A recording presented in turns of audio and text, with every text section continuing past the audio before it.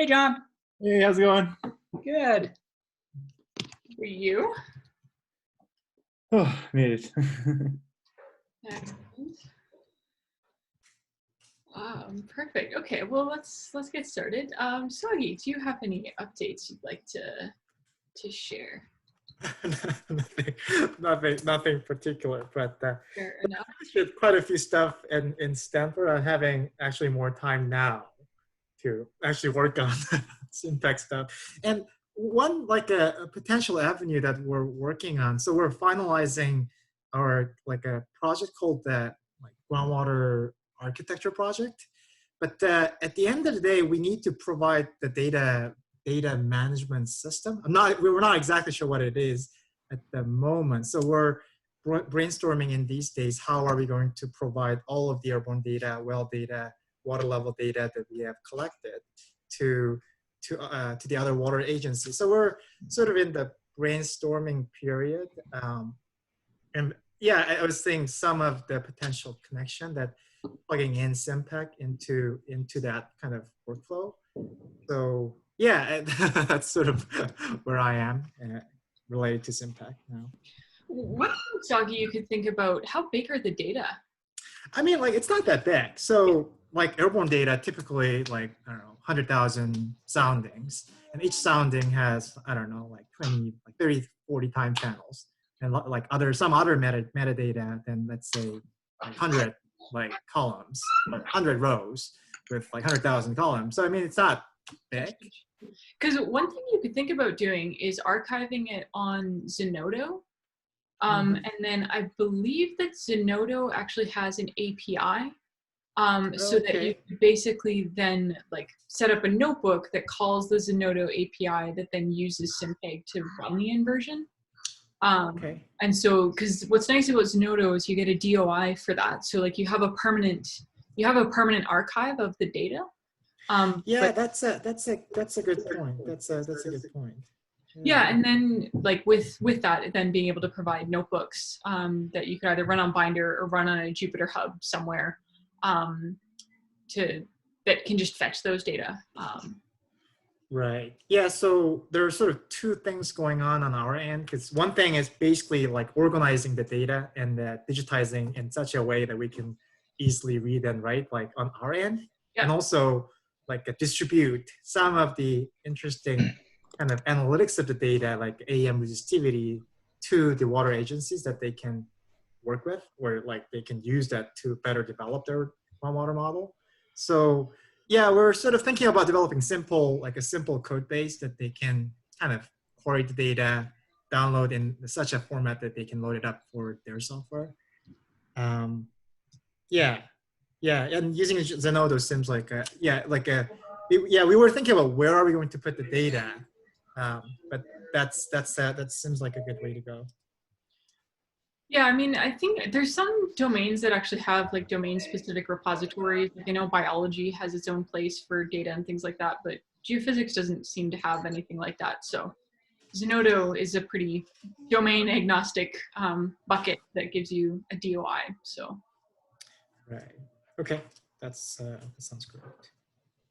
So, Lindsay, is that something that we could think about for the Myanmar project too? Would there be any benefit to doing that compared to sort of having it on Dropbox? Yeah, there's a great benefit to that, is because then you actually get something that is, so you get a DOI, so it's like permanently archived, and that also means it's citable. So if other people want to use these data in like tutorials or some sort of other publication, there's a clear way for them to cite that.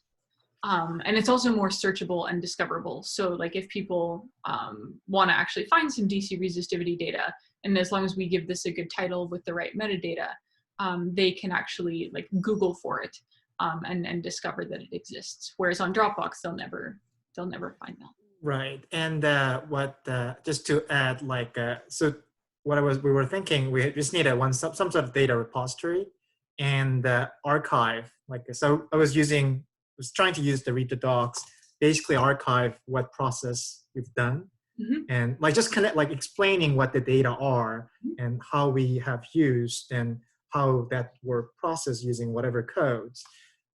So which is like a metadata, and we weren't quite sure how the metadata could come in. So it seems like just archiving into read the docs may be better than having like complicated metadata. Yeah, we weren't quite sure, but anyway, that's sort of where we were going. Well, you can have links back and forth, which is actually kind of nice, is to keep the Zenodo record like reasonably light, but basically say like, here's the instructions for actually working with these data, and then just point to read the docs site from Zenodo. But it's nice having a DOI for your data and knowing that it is like archived and citable. So yeah, and that's what Zenodo provides. Okay. So that would also be maybe a good home then for some of the data sets. Not that we have many, but we do have a few data sets that we've been traditionally using at UBC for some of the papers.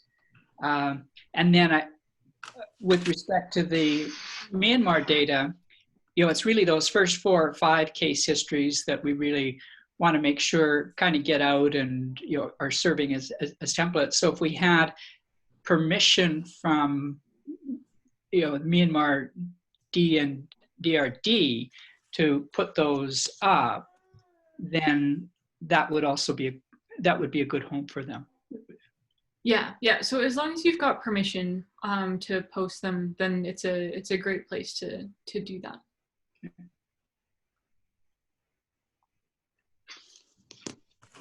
Cool. Okay. Thanks, Augie. Any other things you wanted to bring up? Nope. Sounds good. Perfect. Dom, it looks like you are on top of things with points already. So would you like to jump in? Yeah, it's pretty simple. So Sarah sent me an email. She posted an issue on Discretize. I thought we had fixed it, but I guess not. For the refine function for 2D tree meshes, it wasn't doing what we were hoping. So I created a PR, fixed the issue, and at the same time, I talked to Joe, and sorry, I wanted to work on the surface to end topo function because it was super slow on tree meshes. And then it kind of makes more sense to be under Discretize than to be under SimPEG. So I moved that function, a copy of that function, over to Discretize, and then fixed it, simplified it, and it's a lot faster. Actually, it's going to be a lot faster because we're doing for loops and whatnot in that function. So, and it works for tree meshes and tensors. I haven't tried for cylindrical meshes because I don't have anything handy, but if you guys want to test it, that'll be great. Excellent. Thanks, Dom. Is there anything you need? I guess a pull request review is the action item. Yeah, and right now we're obviously failing code because we don't have any tests for it, but it would be basically just migrating the test that was on SimPEG and just move it over to Discretize. Okay. Excellent. Thanks for all the pictures in that PR. That's always helpful to get just a picture of what's going on. Yeah, well, Sarah had something very, very concrete to work with, right? So that was easy. That's great. Okay, anything else, Tom? No, that's it from me. More general UI for potential fields, but still working on it. Sounds good.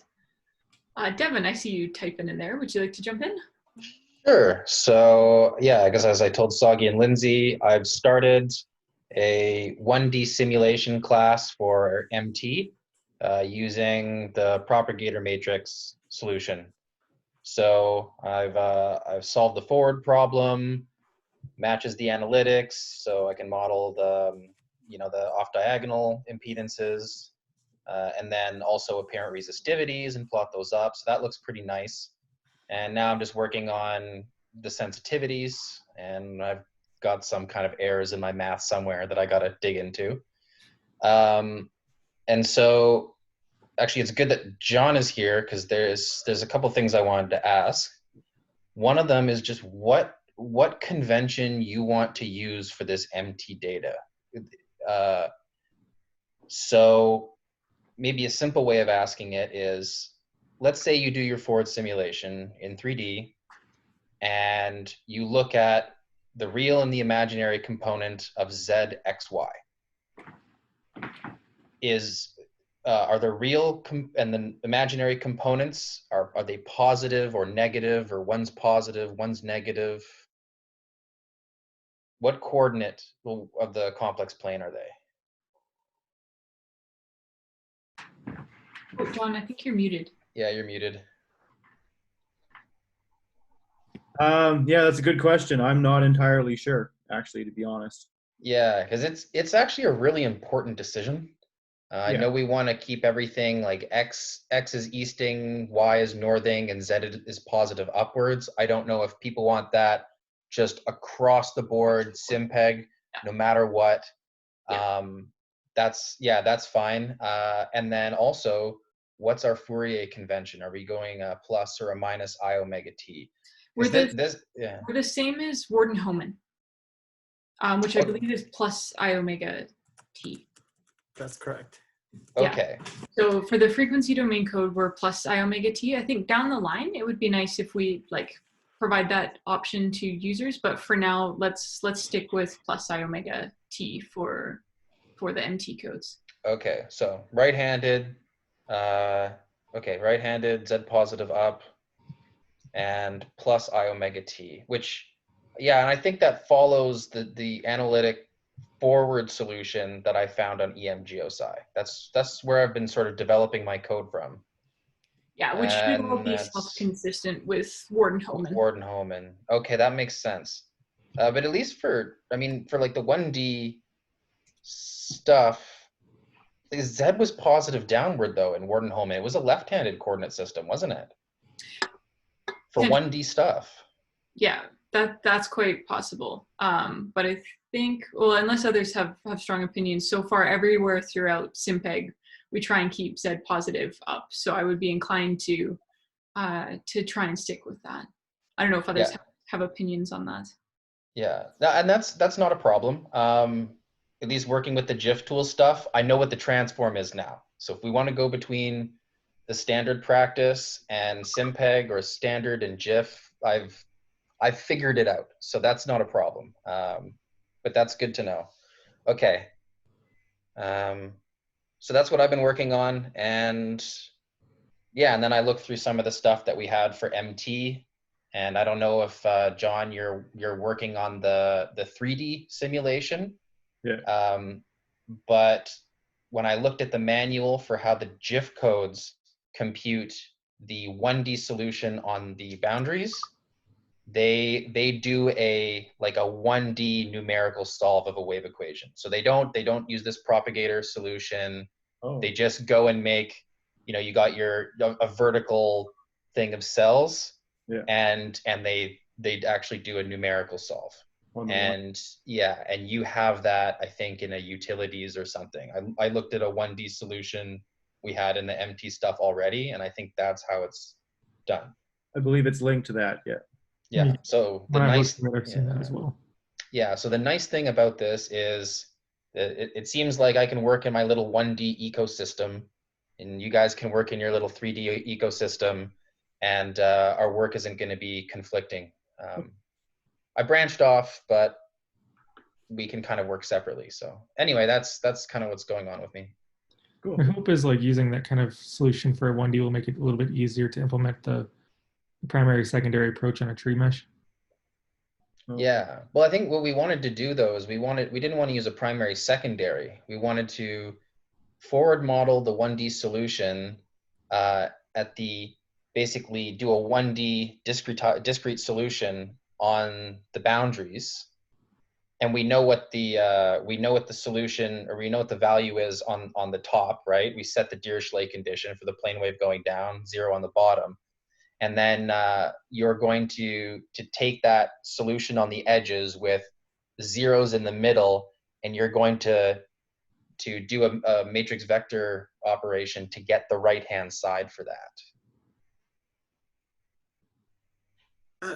Dev, just got a quick question. So for those boundary computing 1D solution, is UBC code assuming that the resistivity value is homogeneous everywhere, or Yes. depending upon the boundary, it varies? Let's see here. I think if the so you're going to put in a model for the forward problem, and it may or may not be homogeneous. I think, yeah, you have the option. Sorry. You can put in just a constant value for your, let's say, background conductivity. And yeah, it will do that. It's written in the manual. There's a lot of things you can do. You can do flat topography, assume it's homogeneous. You can do flat topography and actually put in a layered earth model. You can do you could do something that takes into account topography and I think put in a 3D model. But then the boundary conditions are computed a different way. Right, yeah, except the topographic option, my guess is it's all same at the boundary. Like you're basically using a single layer model at the boundary, I guess. Except for topography, when you the top topographic option, I guess. You can choose if you put in the 1D model, if you use kind of like 1D option, and then you put in topography, it will actually do the solution with correct topography. It'll do a different local 1D solution everywhere. Okay. Yeah. Basically, if you had flat topography, you'd only have to solve the problem once, because then that would be the value everywhere on the edges of that domain. Okay. And then you have to solve it you have to basically solve it a different each time if you had significant topography. I don't know how the interpolation happens or what goes on with that. I don't think you have to solve the problem very many times, because once you get out to the edges, the cells are massive. So I don't really think you have to do that. Okay. Yep. I was just curious to how that was implemented in UBC code. SimPEG I believe it's just the 1D. So you can either put homogeneous like half space or like a layered earth. I think that's how it's structured, I guess. Okay.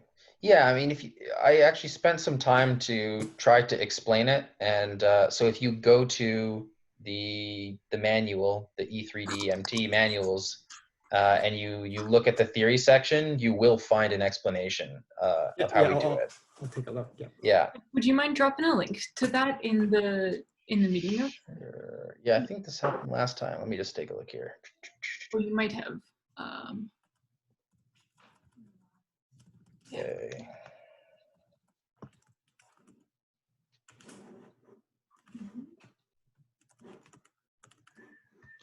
All right. Thanks, Devin. No problem. I'll just stick that into the meeting notes. Okay. Perfect. Any other updates? Excellent. John. Is he still there? John, do you have any updates you wanna? Oh yeah, sorry. Yeah, my internet. Okay. Crummy. Nothing too major other than I'm getting back into actually inverting real MT data here. So this might play into a little bit of the Aurora thing. So I've got a data loader started, and I took a look at their ELF file, and it is a lot similar to what I'm loading. So I don't know, it wouldn't be much of a stretch to get their data in if we want however we want to go about this. Yeah, it wouldn't take me much longer to probably do change my loader over to accept their file as well. That would be great. And this is up to you how we want to sort of go through things, but if it's pretty clear cut how they could actually change that, Yeah. it might be actually worth us just spending time actually writing the issue and then sending that to Alexander. Because I emailed him this week and he seemed very keen to try and get involved. So if this is like a pretty clear cut, first place, it could be a great way to sort of get them involved and contributing a bit. But yeah, I think it's up to you. If it feels like that's something that's sort of complicated and you have to know what's going on under the hood, then we can just handle it. But if it seems like a good place for them to contribute, then I would say let's try and tee it up for that. Okay, yeah. Well, let me finish that up, and I'll send on what I got, and just take a quick because really it's just making the SimPEG objects. So just a few lines of code, just being able to decipher where everything goes, really is all it needs. But Excellent. yeah, I'll have that finished up here by the end of the week. I expect some more data coming in here Friday, so I'll have it ready by then. Excellent. And other than that, yeah, it's just still playing around with the UI to facilitate the SimPEG for the guys internal to DS. But yeah, other than that, that's about it. Cool. Thanks, John. Joe. Hey guys, so yeah, I've just still been looking through a bunch of the MT code. At this point, I've been trying to identify more areas where we can take advantage of code repetition and finite and the frequency domain stuff that's already there. It's just looking through it, like there's a lot of things that are still repeated even after the move, like the simulation refactor. So I've been trying to go through and make notes of that and seeing where we can get rid of lines of code. It's always a good thing. Plus, there's a few things in the, so like I said before, I have a working kind of first pass at creating the sensitivity matrices for the MT codes.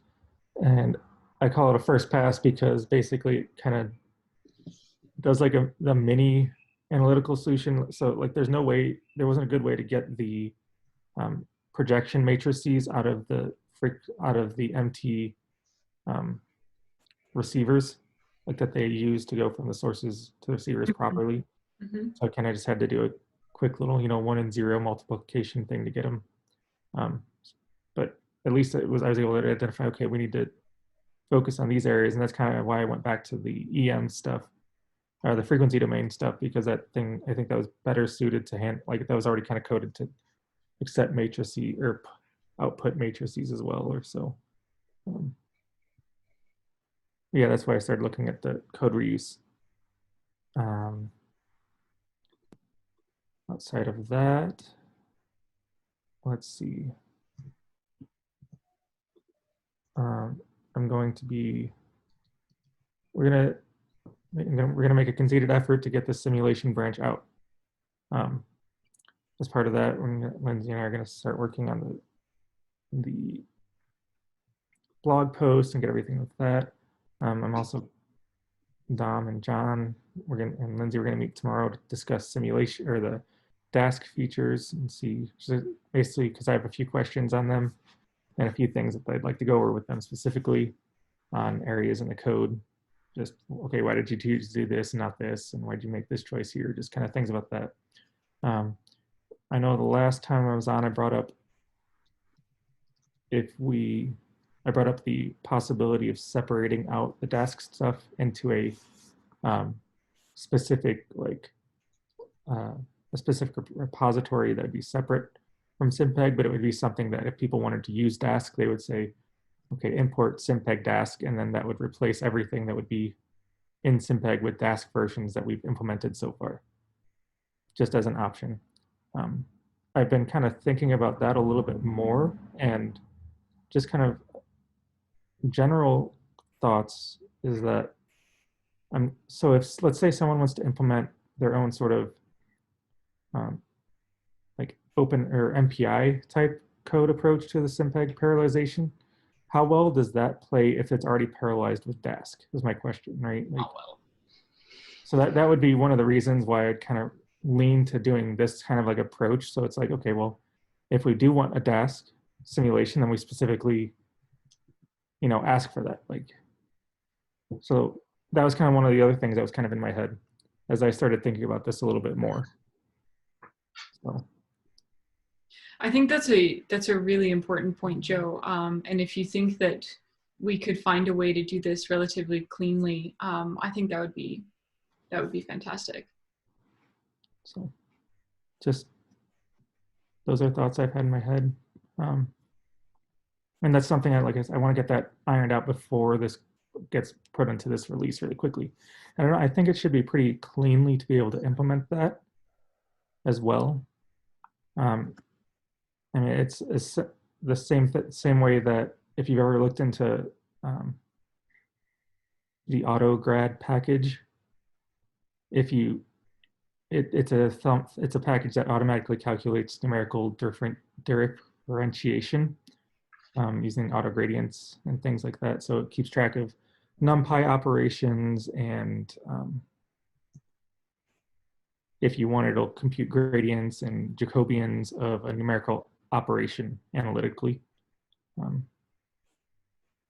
But if you load in that AutoGrad package, it replaces all of the NumPy, or most of the NumPy operations, with AutoGrad versions of the NumPy operations. So you don't have to change your code too much.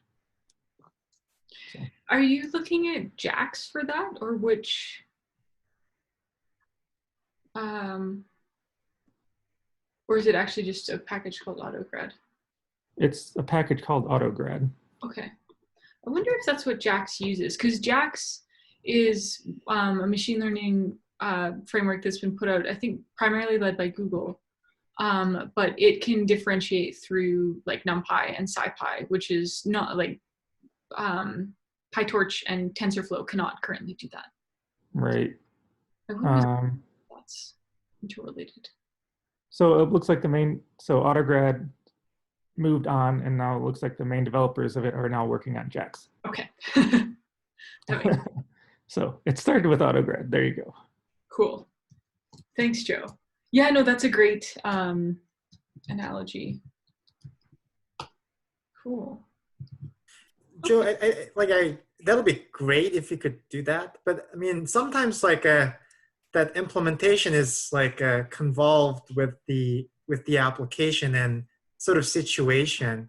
So I mean, kind of embarrassingly parallel problem. So all the problem, let's say we're just parallelizing a simple forward and looping over. I mean, it seems absolutely possible to do that. But I mean, they're I don't know, what I was seeing, what Dom is doing, for instance, is parallelizing his matrix vector product, for instance. And there are probably quite a few levels of complexity that you're parallelizing. And I wasn't quite sure you can completely separate this into a two separate thing and basically connect that. Which I wasn't.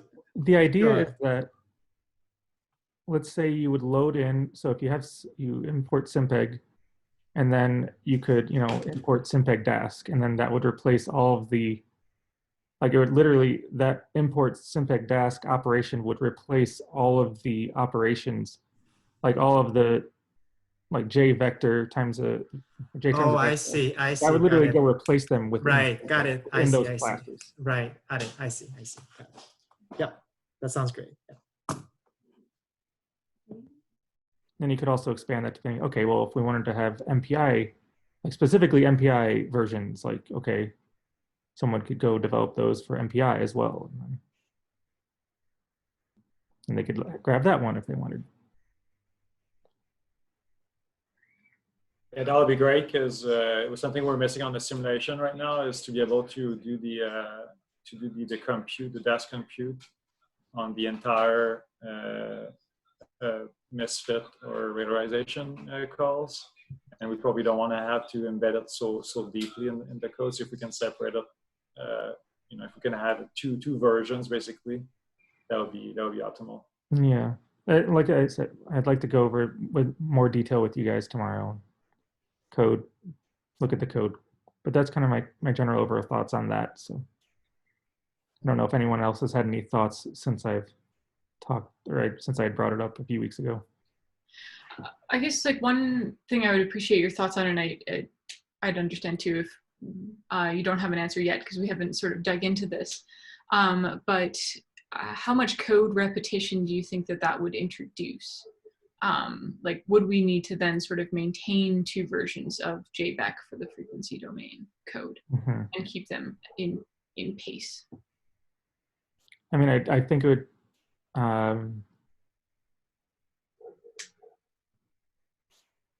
we would definitely have to maintain some of them.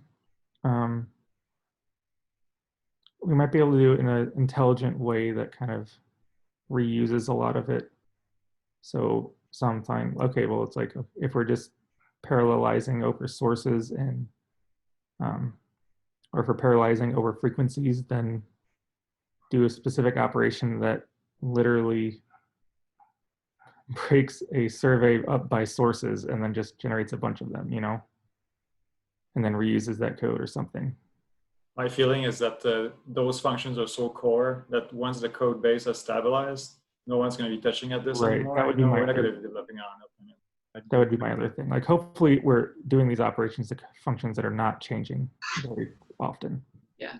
And my other thought with that too, even over frequencies, like I think that could probably spur us to actually just refactor a few things and like make the functions a bit more lightweight.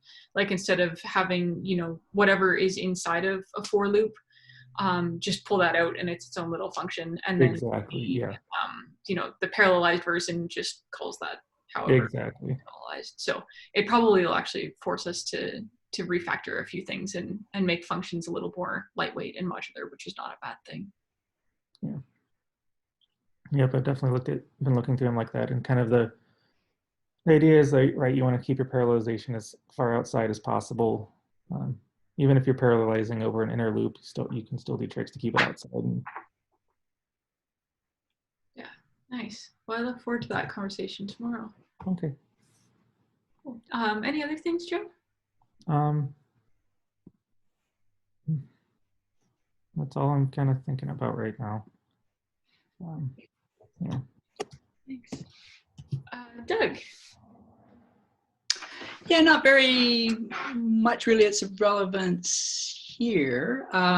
Yeah, so mostly been working with Thibaut and Dom on the petrophysical paper, which is coming along very, very nicely.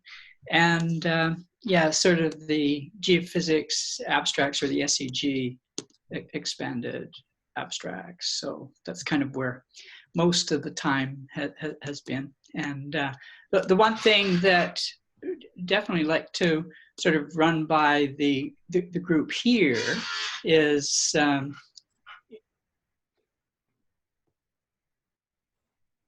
use of open source stuff for Myanmar, and just all the tentacles that exist with SimPEG and with yeah, just open source in general. So hopefully we'll have that, you know, somehow done over the next few days and invite people to put their thoughts on things. That's good. So I dropped just a couple notes in the meeting notes as well. So I took the document that we were sort of brainstorming in on the natural source methods and just turned that into a discourse post, so that it's something that we can loop folks like at Aurora in on, as well as the Jupiter Meets the Earth project.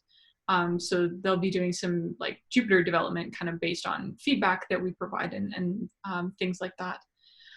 So wanted to loop them in. There might actually be, so I know we're holding a meeting next week, next Thursday, I think, Thursday or Friday, I don't remember offhand, but I did let both Fernando and Eric know.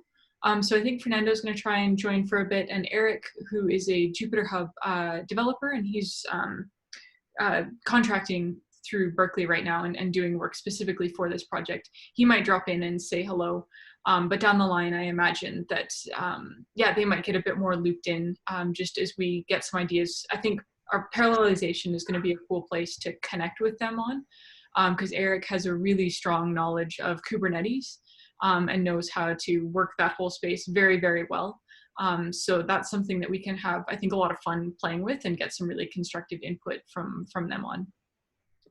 Yeah, so they might drop in. I said, this meeting will be probably very geophysics-y, but if they want to come meet some of the faces, that'd be great. Couple other things. Oh yeah, so I was just chatting with Dieter on Slack over the weekend, and he was asking if we might be willing to have a meeting maybe once a month that is a bit earlier, so that he could join. He's interested in getting more engaged. I know he watches, I think, all of the meetings and provides feedback and things like that on Slack. So wanted to float that by folks and maybe see if, I don't know, something like maybe the first Wednesday of the month we do it at 9 or 10 a.m. To see if that works for him to join. Does anyone have like constraints with that? Because it'd be nice to keep it on the same day. No? Okay. Well, what about moving? If 10 o'clock works for Dieter, would that be a time that would work for everybody? And then we just change the times? Oh yeah, we could definitely do that. Right now, I've got a scheduling constraint at 10:30, but I could do 9:30. Oh wait, sorry. Let me think this through. Time zones are messing with me. 10:30.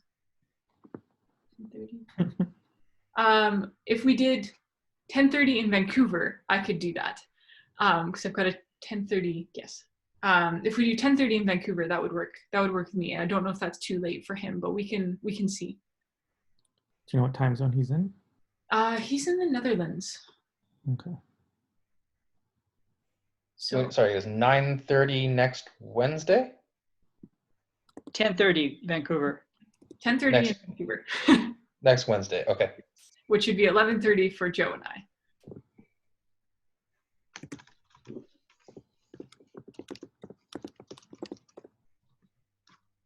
Yes. So what we can do is I'll first confirm that with him to see if that works, and we can see. Yeah, because I think there might actually be a couple other people who would tune in from Europe if that works. Should be cool. Yeah, and then the last thing, I just put a link. I've been working with Doug, Fernando, and with Lauren Sparron on a SEG abstract for the machine learning UXO work. So I just put a Dropbox link there. There's still a couple missing citations, but if anyone is willing to take a read and provide any feedback, I would certainly appreciate that. But totally no pressure. I know lots of deadlines for SEG and such in the near future. So yeah. Cool. Oh, and with the discourse post, the way that I set that up, so this one is set up as a wiki, which means that anyone can edit like the main thread that I put in there. So feel free to add stuff if you think I missed things, and then we can sort of just have that be like, one coherent document rather than sort of having a bunch of threads and posts from other people. So don't hesitate to go in and edit that text. Yeah, but I think that's about it from my end. So yeah, are there any other questions or thoughts that have come up? Talk to you tomorrow. All right, sounds good. Cool. Everybody's still doing okay with everything generally? Mhm. I know myself, I've been a little bit down the last few days. It's kind of been falling into a weirdness. But Yeah, well, it's coming me as well. Like very correlated with the weather. yeah. Yeah, Sure. that seems normal, Joe. So no worries. But is everybody getting exercise? That's the important thing. You need to get something. Mhm. Yeah, walk, run. Good. Joe, what are you doing? Oh, mostly just going for walks around the park here and there. Just trying to stay outside. And, yeah. Well, we could certainly do another happy hour at some point. I That would was be up fun. for I was that. just gonna Yeah. say. That was fun. Yeah. Do 5 Mask o'clock your on feelings Friday with again? alcohol. Yeah. Yeah, I mean, Friday, I don't know, would that Same work? time as last time works for me. That'd be great. Sure.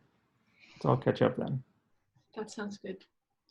All right, 5 p.m. 5 p.m. Friday. Here, buddy, take care. Yep. All right, 5 bye-bye. p.m. Cheers, Yeah. guys.